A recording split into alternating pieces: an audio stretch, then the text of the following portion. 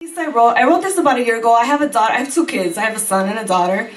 And this was around the time when, last year, when that stuff happened with, I don't know if you guys remember the fraternity that was doing that survey. I think it was in Vermont. And they were passing around a survey like, who would you rape if you could? Do you guys remember that?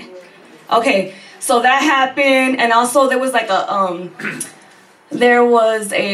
restaurant that was like naming its burger after like the beatdown that happened with Rihanna, and like there was all this hoopla about that, and just you know, it just got me to thinking about rape culture, basically, right, and how we live in it, bottom line. And I think about even to this day with what just happened with the young men in Ohio, and you know, the media's reaction to it, and basically how they, you know, really sympathize with the boys. And I'm not saying that it wasn't a fucked up situation all the way around and there's no humanity in these young men, but there's also an issue. But there was also this blame that seems to constantly happen when something happens to a woman or a young girl.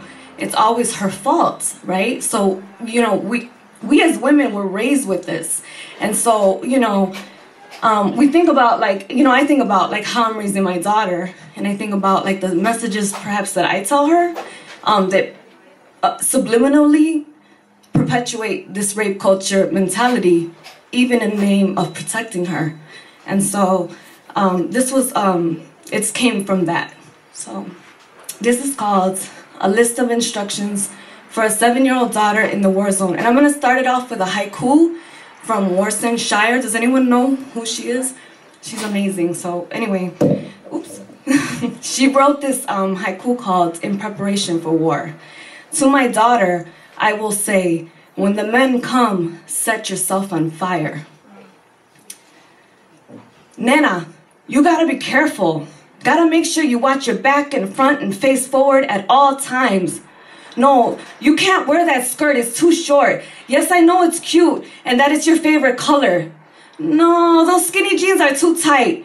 Make sure the shirt covers your bottom so it's not hanging out. Careful how you bend, your panties are showing. Where's your belt?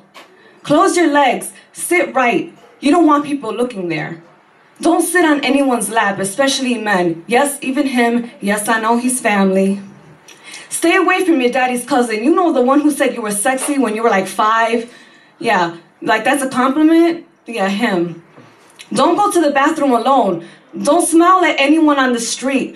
Don't give directions to strangers. Watch how that boy grabs on you while you're playing hide and seek.